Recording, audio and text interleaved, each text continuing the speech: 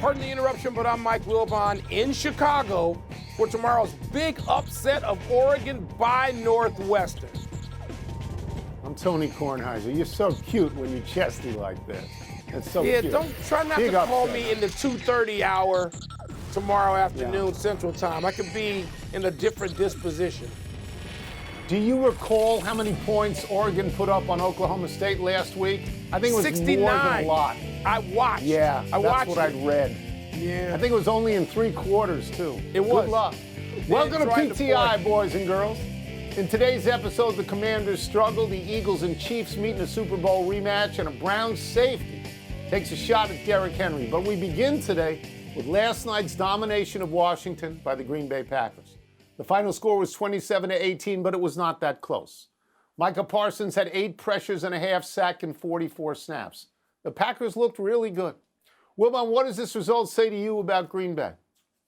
Same thing it did coming into the week. Same thing it did after week 1. Same thing it's going to say probably if they can stay relatively healthy after the next few weeks. The Packers, to me, are the best team in the NFC. And you can't put them over Philadelphia, so fine. So there's a line, and their co-faves right now are co-number ones in the Wilbon Power Index. It's the Packers and the Eagles. And then the AFC, you can debate that all you want. You got all kinds of stuff going on over there.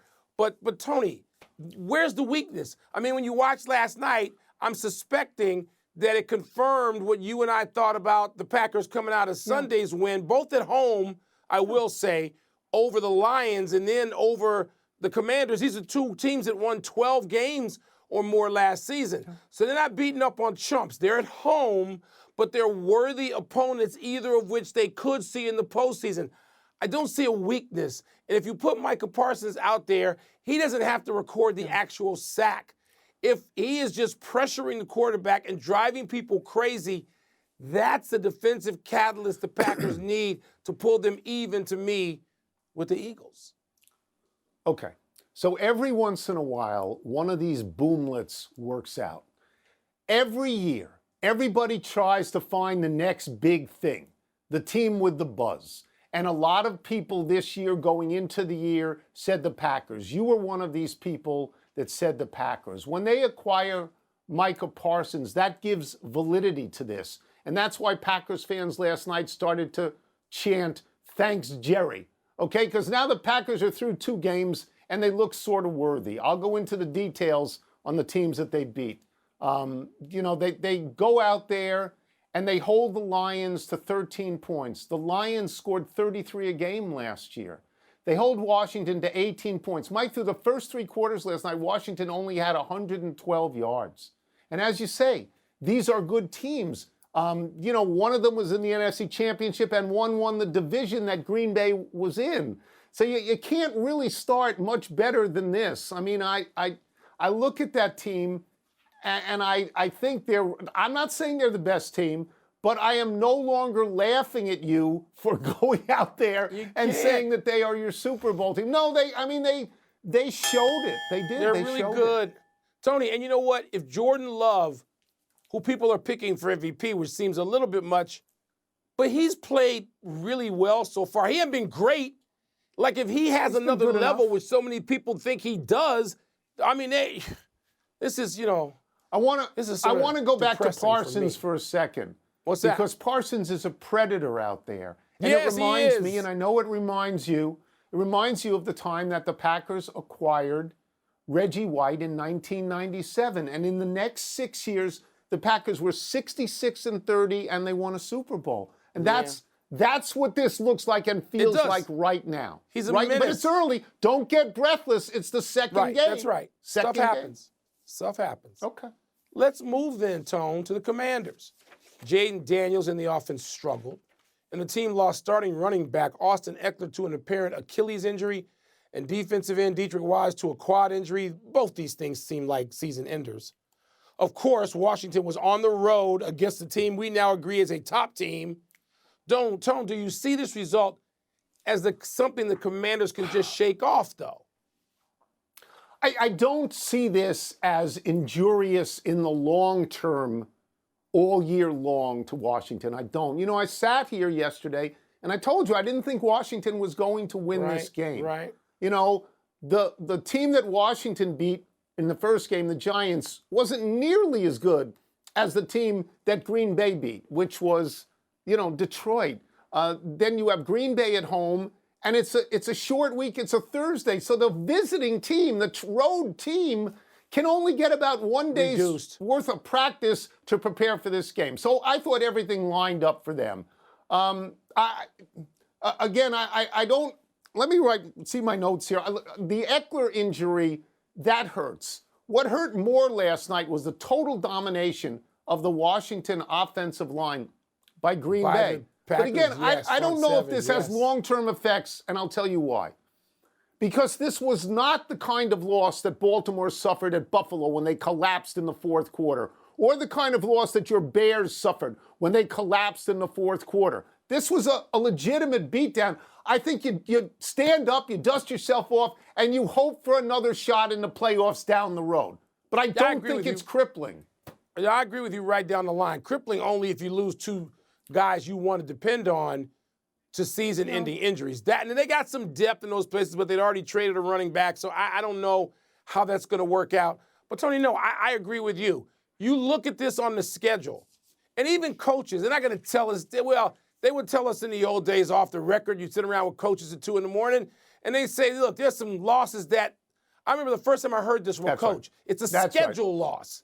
And you think of it in NBA terms more, but it's the case in the NFL, too, because now you got these stupid Thursday games, which, by the way, are pox on the product because they're usually awful. I think they're good. Uncle Big Al is broadcasting them, makes me happy. It's an event. The product is garbage. Let's not go crazy about the Washington team. I know they did very well last year. The year before that, they were 4-13. And nobody knew Jayden Daniels would be this good. So maybe they come back to earth a little bit. The next two games on the schedule, though, I believe are Raiders at home and then the Falcons, and those are winnable games. They're winnable games. So we'll see if this has long-term effect. Let's move now. Derrick Henry has left a lot of those guys laying on the ground as he runs through them. What's next? Toss-up, they play on Sunday night. Which quarterback are you more bullish on, Michael Penix Jr. or J.J. McCarthy? In the long term, I am bullish on both of them.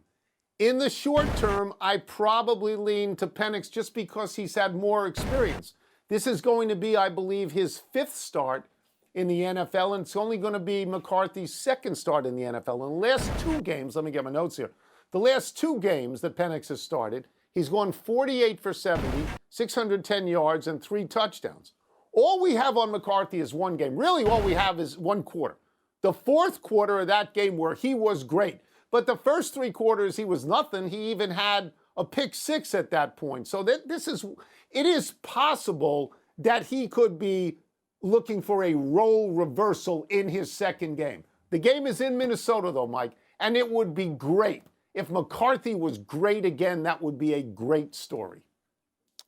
Yeah, it is a great story, Tony, and I'm sorry that the first quarter of it came against my team. But I think it's actually McCarthy. You know what? I'm not bullish on either one of them yet. I'm not bullish on anybody after 1 week.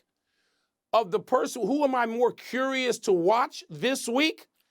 I'm more curious to watch J.J. McCarthy this week. Because it's a different kind of vibe he's facing. Now, he starts his career pretty good because he had 2 home games.